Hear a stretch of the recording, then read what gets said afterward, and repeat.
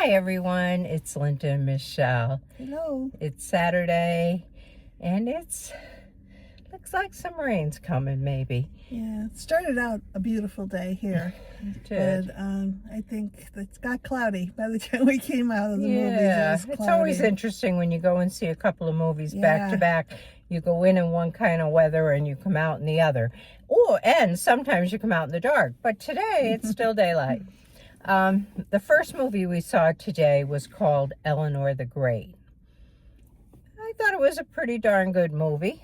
Yeah, I liked it. I mean, I particularly liked the main actress. I thought she pulled the whole movie through. I just thought she was good. Yeah. She played a 94-year-old woman who, at the beginning of the movie, was living with her best friend, and who was also quite elderly. They were friends for, it seemed like, for since decades they were like 30 decades, or so. Yeah. And they had a really tight friendship, very tight relationship and friendship, and ended up living together, I think she said, for the last 11 years. Yeah. And after the other woman's husband passed away. It's they knew so much about each other, and they could pretty much take care of each other's sentences. And they took care of each other too. If the one scene later on we saw where the one woman, Bessie, it was Bessie and Eleanor, she would wake up in terror dreams, and they would go sit and share coffee and just take care of each other. So that but Bessie had a story to tell, and I don't know. As we found out later as the movie went on, Bessie was a Holocaust survivor, and she passed away while her and Eleanor were living together, and Eleanor went home to live with her daughter. I mean, this was a comedy as well as a drama. And it was the mom, her daughter, and the daughter's son, her grandson. So they wanted to put her in some kind of assisted living. Yeah. They really weren't real thrilled with her living with them. She was kind of snarky. She was very snarky, and she was quite independent. Although she was 94, walked with a cane, and needed some assistance. She really was a feisty old woman who was determined to take care of herself. And her daughter set her up with, her daughter had a job and had to go out in the day, so she didn't want her mom home all day by herself, and set her up with a choir group at the JCC.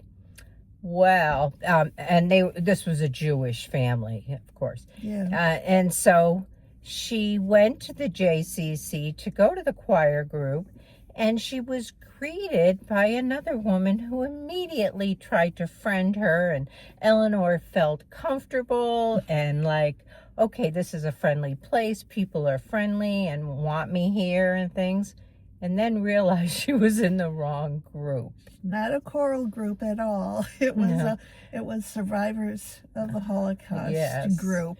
Yes. And from there the story flew, because Eleanor, I don't think she even realized what she was doing, but she began to tell her friend's story. Yes, she told it as though it were her story. Yeah. And in this group was a young reporter who I guess she was a college student. Really, she went to NYU. This was all happening in New York City. She really wanted to talk more to Eleanor and hear more about her story, but Eleanor knew she was not telling the truth and kind of hesitated and things. But eventually the two of them established a relationship.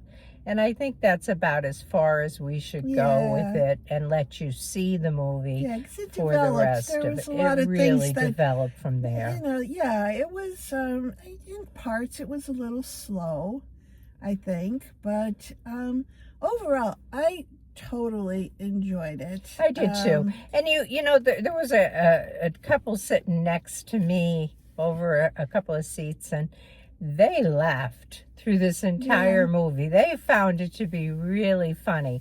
I found parts of it to be quite funny and comical, but I also saw the drama in what was being played out and, you know, the significance of the movie.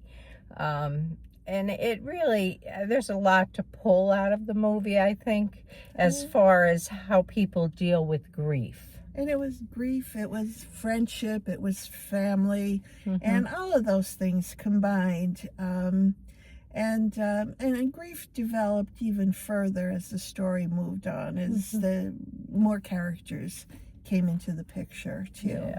So I do think it is worth seeing.